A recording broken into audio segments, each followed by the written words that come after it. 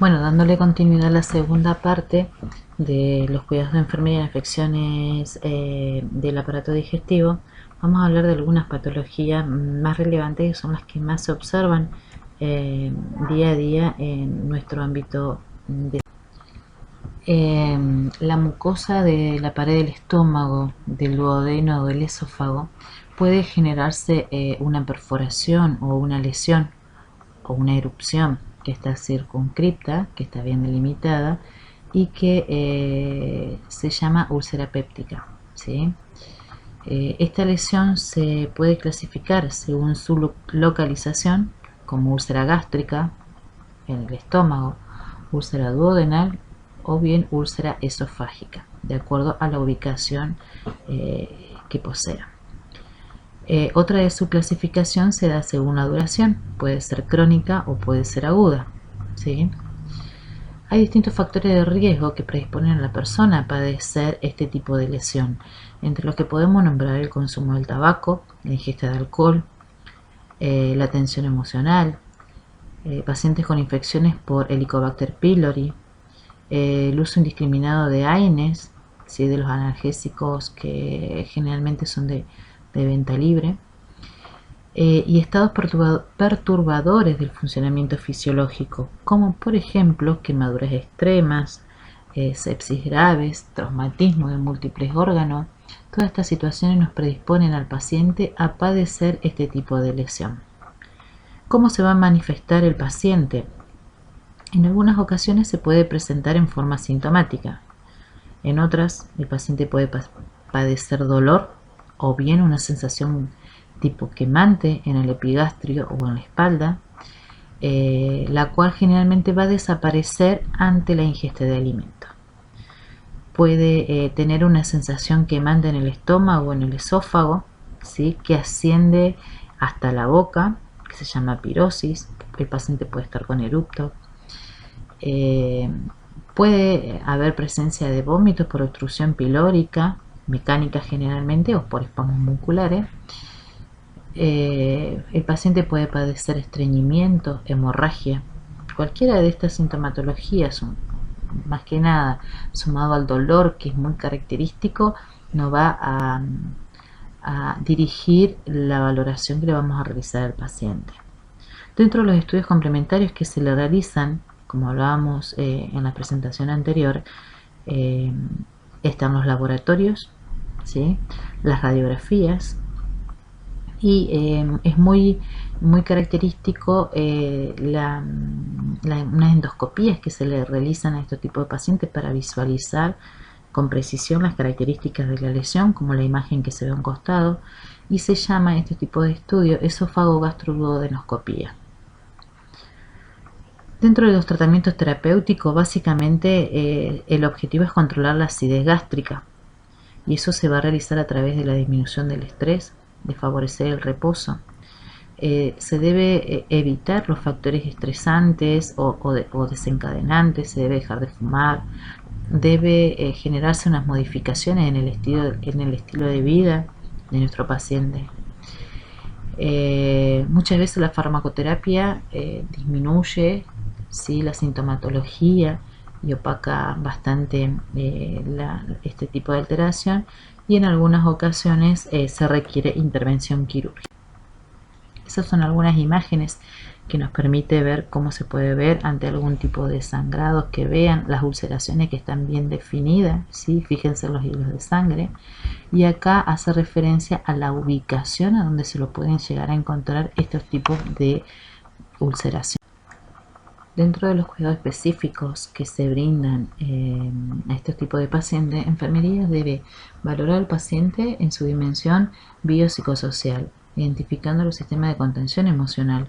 Como habíamos hablado, muchos de los factores de riesgo están relacionados al estilo de vida que lleva el sujeto, así que es sumamente importante poder identificar cuál es su situación social y familiar del paciente. Se debe brindar información conforme al nivel educativo en relación a la enfermedad, en relación a los métodos diagnósticos, a la importancia de complementar con los tratamientos indicados, evacuar las dudas. Se debe disminuir el nivel de ansiedad tanto del paciente como de la familia, porque esto es un tratamiento conjunto, ¿sí? Informar sobre la importancia de llevar a cabo en forma precisa el tratamiento prescripto.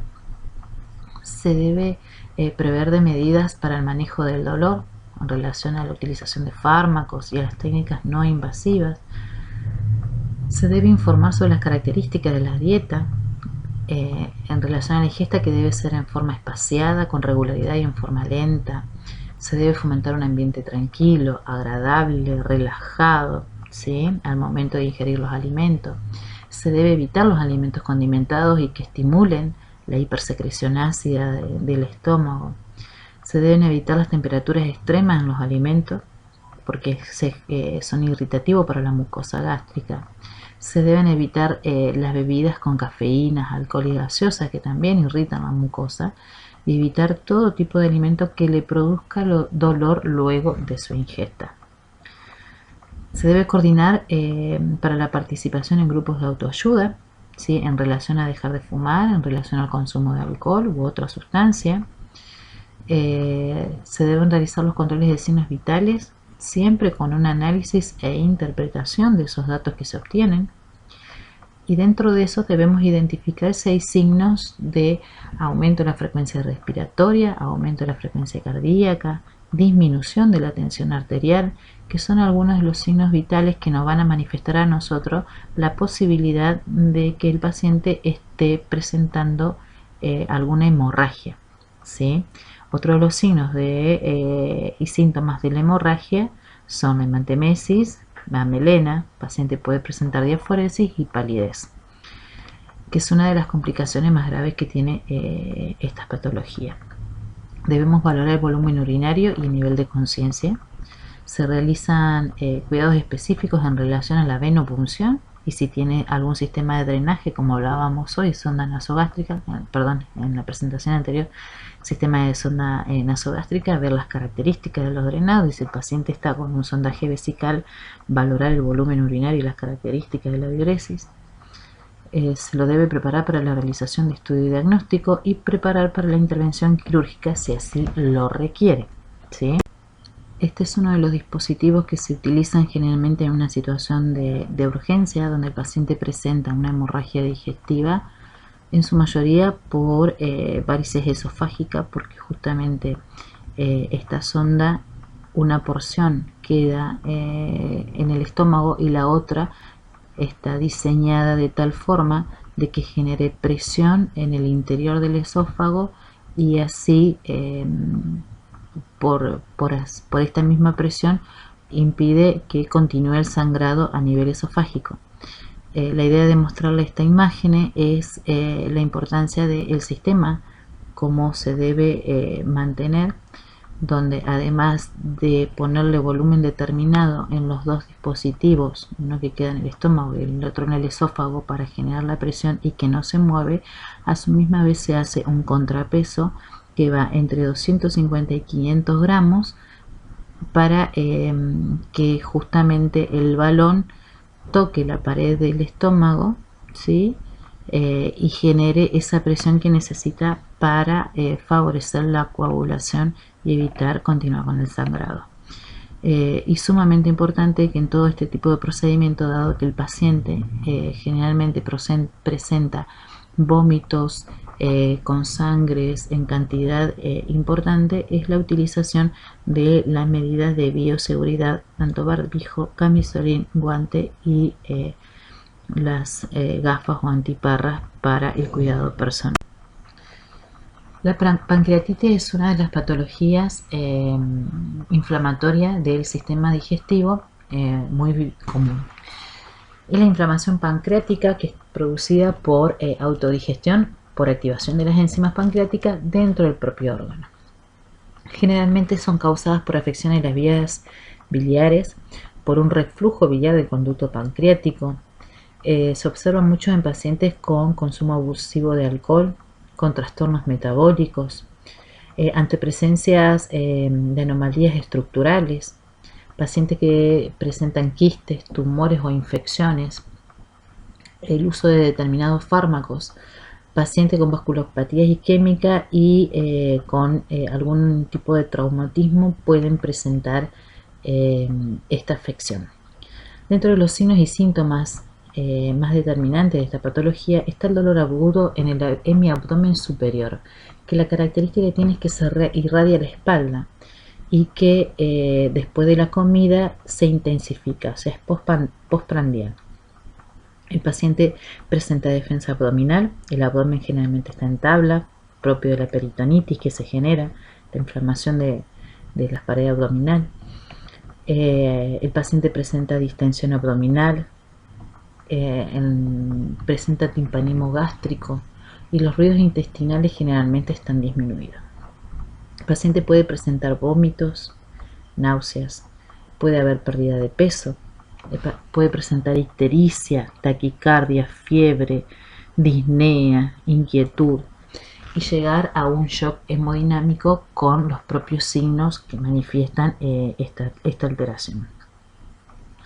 Dentro de las complicaciones que pueden tener la pancreatitis, si no son tratados en tiempo y forma, tenemos la necrosis pancreática, el hilio paralítico, puede haber hemorragias gastrointestinales, el paciente puede padecer afecciones respiratorias como neumonía, como derrame pleural, atelectasia y llegar a ser un síndrome de distrés respiratorio. Estas patologías requieren de un cuidado especial en las unidades de terapia intensiva. Los métodos de diagnóstico, aparte de las manifestaciones clínicas que hablamos con anterioridad, que son sumamente importantes poder identificarla, están los análisis de laboratorios de sangre, donde lo que generalmente se pide es la amilasa, la lipasa, la bilirrubina, la fosfatasa alcalina, leucocitos. Generalmente estos componentes se encuentran elevados. Se le realizan radiografía de tórax y abdomen, ecografía abdominal, tomografía, colangiopancreatografía, endoscópica retrógrada. Son distintos tipos de estudios que se le realizan para ver si es obstructivo y si se puede llegar a liberar esa obstrucción por medio de este procedimiento o si requiere otro tipo de tratamiento. Básicamente el tratamiento en la mayoría de los casos se da con dieta cero para no estimular la secreción pancreática de las enzimas, pero de todas formas va a depender de las características propias del paciente. En la mayoría de los casos los pacientes se les coloca una sonda nasogástrica para realizar el vaciamiento gástrico, lo que va a ayudar a hacer una disminución de la distensión abdominal, lo que va a disminuir la sensación nauseosa que puede padecer el paciente y por supuesto va a disminuir los vómitos porque el estómago va a estar vacío y previene lo que es el hilio paralítico.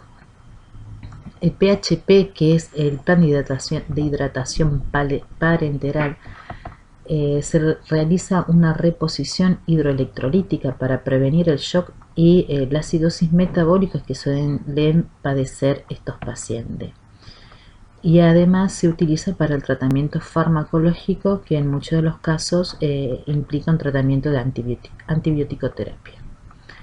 Algunos de los tratamientos, de acuerdo a las características del paciente, puede ser una cirugía reparadora.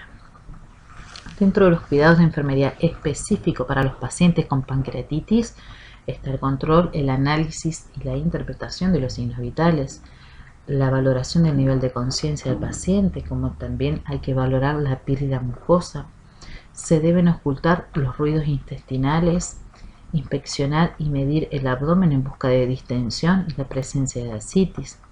Hay que realizar los controles del equilibrio hidroelectrolítico, valorando las características de las sustancias eliminadas, tanto el contenido gástrico, que generalmente es por sonda nasogástrica, así como la diuresis, que generalmente es a través de un sondaje vesical, y la presencia de heces también es sumamente importante valorar. Y por supuesto, en la medida que se pueda, el control del peso diario del paciente. Hay que ubicar al paciente en posición Fowler o semi-Fowler, auscultar y valorar ambos campos pulmonares para determinar la presencia de complicaciones a nivel del sistema respiratorio. Debemos examinar en busca de signos y síntomas de carencia de calcio, como por ejemplo la presencia de tetanias, de calambre, de espasmos carpopedios, ¿sí? O la presencia de convulsiones. Debemos realizar los cuidados propios del dispositivo de drenajes abdominales, como lo habríamos hablado en la presentación anterior.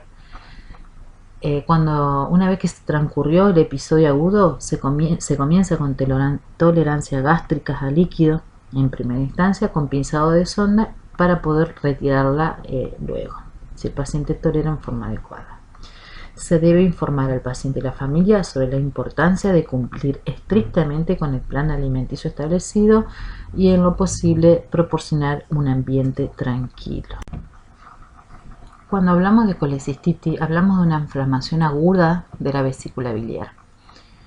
Los tipos, la causa, básicamente hablamos de una colecistitis calculosa o colelitiasis, cuando hay presencia de cálculo biliar que obstruye el flujo normal. O bien podemos tener una colecistitis acalculosa que puede ser como consecuencia de traumatismo, de un postoperatorio de cirugías complejas, de quemaduras, puede ser por una torsión del conducto biliar o ante la presencia de infecciones. Dentro de los signos y síntomas más característicos de esta patología está el dolor y la rigidez a la palpación en la zona del hipocondrio derecho, ¿sí? En el abdomen superior derecho. Puede irradiarse al área mediastinal o al hombro derecho y puede aparecer de un dolor de tipo cólico. Ese dolor suele ser postprandial, ¿sí? El paciente puede estar con náuseas y vómitos, puede haber distensión abdominal. En la mayoría de los casos los pacientes se presentan con ictericia, con coluria, acolia y prurito, producto de la bilis, ¿sí? Del aumento de la bilis a nivel sanguíneo. El paciente puede presentar fiebre, taquicardia, taquipnea. Y debemos tener en cuenta cuáles son los factores de riesgo que predisponen a esta patología, los cuales son la obesidad, los cambios frecuentes en el peso, los tratamientos con estrógeno, la pérdida rápida de peso y las mujeres multíparas están más predispuestas a padecer de esto. Dentro de los estudios complementarios que se realizan a los pacientes que padecen de colecistitis están los laboratorios de sangre, la radiografía de tórax y abdomen, ecografía abdominal. Suelen hacerle colangiopancreatografía retrógrada endoscópica, ¿sí? Que es un procedimiento invasivo, lo realiza un profesional médico. Se le pueden realizar tomografías o resonancia magnética nuclear. El tratamiento médico está orientado a disminuir la incidencia del dolor, junto con un apoyo dietético, ¿sí? Y cuando estamos hablando de un cuadro agudo, tenemos que tener en cuenta que la dieta es cero, no puede consumir absolutamente nada el paciente. Y la eliminación de la causa, que es por medio de tratamiento farmacológico, endoscópico o quirúrgico, ¿sí? Hay que eliminar la causa que generó la colecistitis. Uno de los tratamientos es la colecistectomía, que puede ser por vía laparoscópica o por vía convencional, que ahí es donde vamos a ver la incisión de Kocher que hablábamos en las presentaciones anteriores, hablando de tratamiento quirúrgico. Estas son imágenes de una cirugía, una colecistectomía por vía laparoscópica, que bueno, acá donde se insufla al paciente, se genera un neumoperitoneo, se insufla con anhídrido carbónico y para permitir la visualización de la cavidad abdominal y poder acceder a las vías biliares con mejor visualización. Estas son imágenes de cirugía a cielo abierto o convencional, donde hay por ahí una manipulación más cruenta de los órganos y bueno, la idea es que ustedes puedan observar.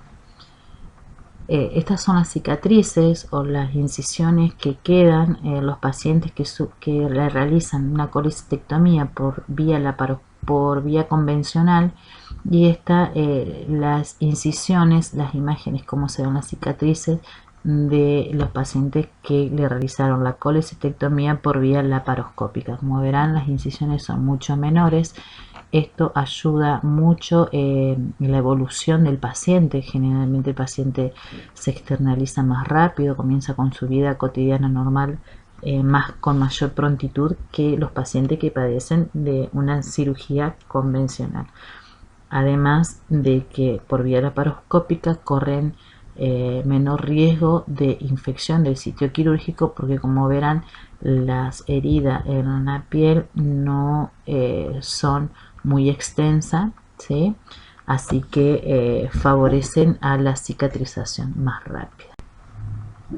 Dentro de los cuidados específicos de enfermería en el postoperatorio de cirugía de vías biliares, tenemos que nombrar el control de los signos vitales y entre eso profundizar en las características de las respiraciones. La mayoría de estos pacientes manejan respiraciones superficiales para evitar el dolor que se genera en las respiraciones profundas con los movimientos abdominales. Entonces, generalmente buscan tener respiraciones superficiales.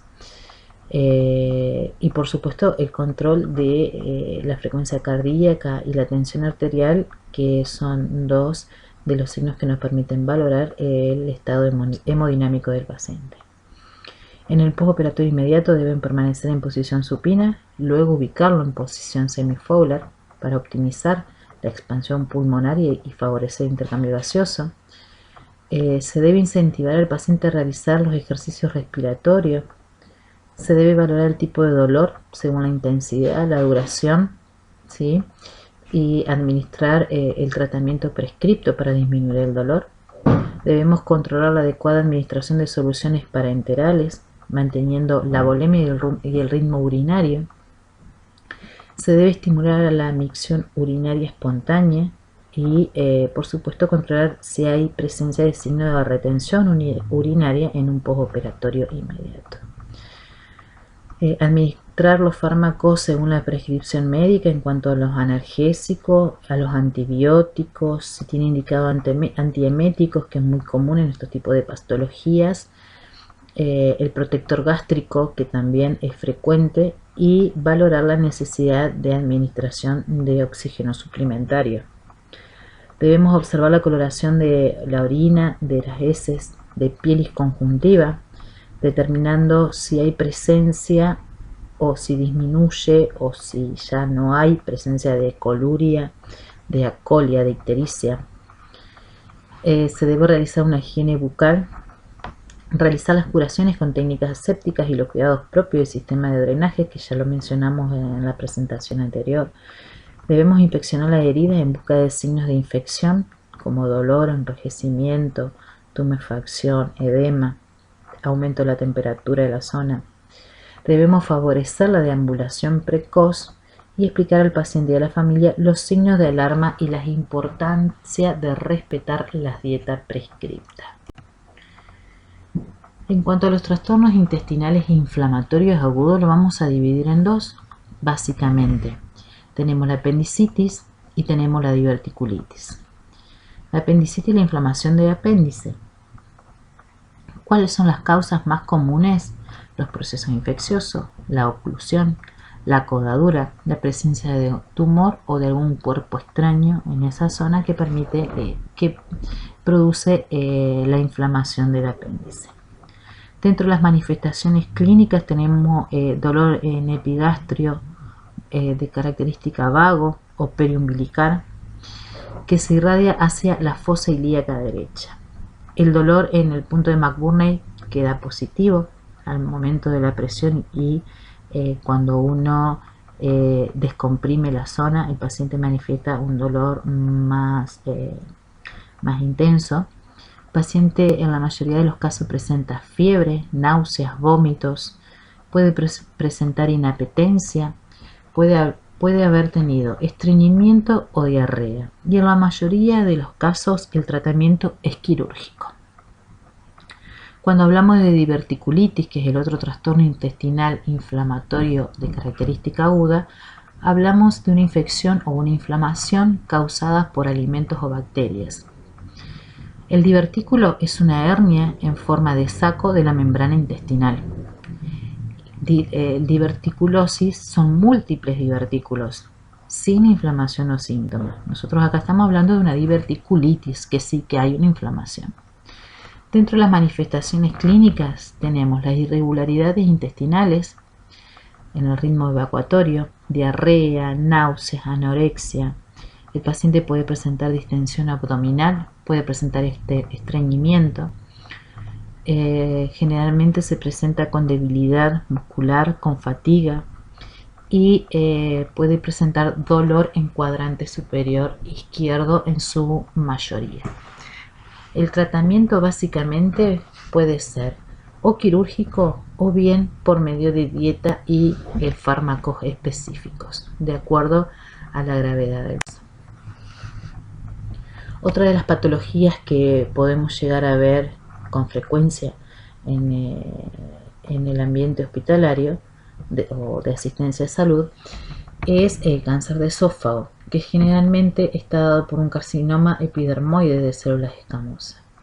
Dentro de los factores de riesgo está la irritación crónica, la ingesta de alcohol, consumo de tabaco, ingesta de bebidas muy calientes y deficiencias nutricionales. Sumamente importante este factor.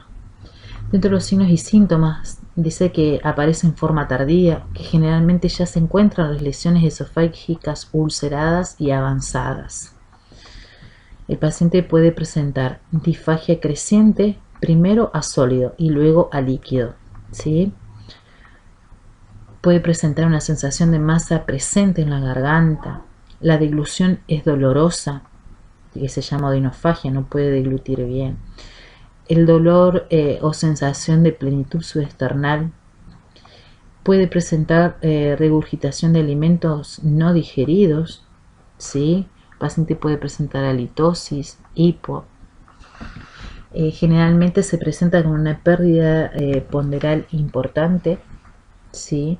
Y con pérdida, con fatiga, y en ocasiones presenta dificultad respiratoria. Dentro de los estudios complementarios, el paciente, aparte de los laboratorios, de muestras de sangre, la clasificación de grupo y factor por posibilidad de la necesidad de transfundir sangre, la realización de ecografías, de radiografías convencionales y seriadas, tomografías, resonancia. Generalmente se le hace una broncoscopía, ¿sí? Cuando el cáncer es de tercio medio o superior del estómago, y en algunos casos se le puede hacer una esófago-gastroduodenoscopía con biopsia y cauterización en el caso de que haya algún sangrado. Dentro de los tratamientos pueden ser tratamientos con quimioterapia o radioterapia. En algunos casos se le puede realizar una cirugía, ¿sí? Le pueden realizar una esofagectomía total, donde se realiza la eliminación del tumor más un margen amplio de células y de nódulos linfáticos, y por supuesto estos van asociados a otros tipos de tratamientos farmacológicos, ¿no? Ahí ven imágenes de la esofagectomía, que puede ser de acuerdo a la ubicación, ¿sí? Y en la dimensión de la extirpación que se realiza. Dentro de los cuidados específicos de enfermería está realizar una valoración minuciosa sobre el estado nutricional, sobre el estado emocional, el socioeconómico y de contención familiar que tiene el paciente. Hay que participar en la elaboración de programas de alimentación, ¿sí? Para poder aumentar el peso del paciente, con una dieta rica en calorías, en proteínas, y por supuesto tenemos que asegurarnos que ese plan sea acorde a las necesidades y a las posibilidades del paciente. Debemos informar sobre la importancia de llevar a cabo el tratamiento terapéutico para el manejo del dolor, para los ejercicios, la alimentación y fármacos. En caso de la imposibilidad de ingesta, de la ingesta, sea por vía natural o artificial, pensar sobre la posibilidad de una nutrición parenteral total, que lo hablamos en la presentación anterior, evacuar las dudas que surgen en relación a los distintos tratamientos a instaurar, sea radioterapia, quimioterapia o cirugía. Se debe efectuar un plan de ejercicios activos y pasivos, siempre según las posibilidades del paciente. Informar sobre las características del postoperatorio inmediato, ¿sí? En el postoperatorio inmediato, colocar al paciente en posición semi-Fowler, luego en Fowler, a fin de evitar reflujo de secreciones gástricas. Debemos observar al paciente en busca de drenaje, injerto, acondicionar al paciente y el control de signos vitales estricto con análisis e interpretación de lo mismo. Marcar la sonda nasogástrica a la altura de la narina. Esto es que en el postoperatorio inmediato de estos tipos de cirugía, el paciente sale de quirófano con una sonda nasogástrica colocada, a la cual se fija la narina por medio de un punto de sutura para evitar que se mueva este dispositivo. Pero bueno, por alguna situación puede moverse y ante esa situación hay que avisar al médico. Nunca hay que intentar volverla a introducir o retirársela, ya que al querer introducirla nuevamente podemos dañar la anastomosis que se ha realizado en el acto quirúrgico. Entonces es sumamente importante esto, que la sonda nasogástrica no debe movilizarse y ante la posibilidad de que así suceda hay que darle intervención al médico para readecuarla. Se debe administrar los fármacos prescriptos según técnicas no invasivas para aliviar el dolor y en relación al tratamiento de farmacoterapia. En caso de injerto se debe valorar cada hora para verificar la viabilidad del mismo, manteniendo cubierto con gasas húmedas y estériles. Se debe realizar los cuidados propios de la herida quirúrgica, realizar el balance hidroelectrolítico. Se debe informar que la hipersecreción de la saliva es frecuente, entonces hay que higienizar la cavidad bucal cuando sea necesario y las veces que sea necesario, valorando por supuesto la calidad de las mucosas. En la medida en que comience con la ingesta debe ser primero con pequeños sorbos de líquido para pasar en forma progresiva a una dieta blanda. Las raciones deben ser pequeñas y frecuentes. Hay que asegurarse de que el paciente quede luego de la ingesta 2 horas erguido, que quede sentadito para que el alimento circule por el tracto gastrointestinal. Se deben evitar los alimentos condimentados, el alcohol, el tabaco, las bebidas muy frías y muy calientes. Y por supuesto proporcionar un ambiente tranquilo. El cáncer gástrico generalmente se presenta, en la mayoría de los casos, en la curvatura menor o antro del estómago y generalmente es ocasionado por un adenocarcinoma. Dentro de los factores de riesgo tenemos el tipo de alimentación que consume el paciente, la inflamación crónica del estómago, anemia perniciosa, la ausencia de ácido clorhídrico, los pacientes que presentan úlcera gástrica, pacientes portadores de la bacteria Helicobacter pylori y por supuesto el factor genético es otro de los riesgos. Las manifestaciones clínicas que puede presentar este paciente básicamente están en el dolor abdominal, el paciente puede sentir indigestión, anorexia, dispepsia, puede haber pérdida de peso, estreñimiento. En algunas ocasiones el paciente se presenta con anemia y generalmente con náuseas y vómitos. Dentro de los estudios complementarios que se realizan, aparte de los laboratorios clínicos, se realiza clasificación de grupo y factor por posibles transfusiones de sangre, ecografías, radiografías convencionales y seriadas, tomografías, resonancia, y es otro de los casos que se le realiza la esófago gastroduodenoscopía con biopsia para determinar cuál es la causa de la lesión. El tratamiento terapéutico básicamente puede ser quimioterapia o bien resección quirúrgica como tratamiento o definitivo o paliativo. La gastrectomía subtotal radical se realiza un muñón gástrico que se anastomosa con el yeyuno y en la gastrectomía total hay una anastomosis término-terminal entre esófago y yeyuno. ¿Cuáles son los cuidados de enfermería específicos? Por supuesto que debemos realizar la valoración minuciosa del estado nutricional, emocional, socioeconómico del paciente. Se debe favorecer el ambiente tranquilo y relajado, sin tensiones, y proporcionar información en relación al tratamiento, al diagnóstico que tiene el paciente. En participación con un equipo multidisciplinario hay que establecer un plan alimenticio acorde a las necesidades y posibilidades del paciente, y en lo posible debemos proporcionarle una dieta rica en vitamina A, C y hierro, y darle un suplemento de vitamina B12. Hay que asegurarse de que ingiera alimentos no irritantes, y los mismos tienen que estar consumidos en fracciones pequeñas. El control de signos vitales debe realizarse según la necesidad requerida. Se debe realizar un balance hidroelectrolítico diario con control de peso estricto. Valorar al paciente en busca de signos de deshidratación. Se deben adoptar medidas para aliviar el dolor, ya sea farmacológicos, a través de técnicas no invasivas, ¿sí? Y el dolor debe ser valorado de acuerdo al tratamiento instaurado. Debemos efectuar un plan de ejercicios activos y pasivos según las posibilidades del paciente, y en caso de la imposibilidad de ingesta, sea vía natural o artificial, ya se debería pensar en la posibilidad de la nutrición parenteral. Las cirugías gástricas se efectúan en pacientes que presentan úlceras pépticas, pacientes con obstrucción o perforación, que han presentado hemorragias que ponen en peligro la vida del paciente, pacientes con cáncer o distintos tipos de traumatismo.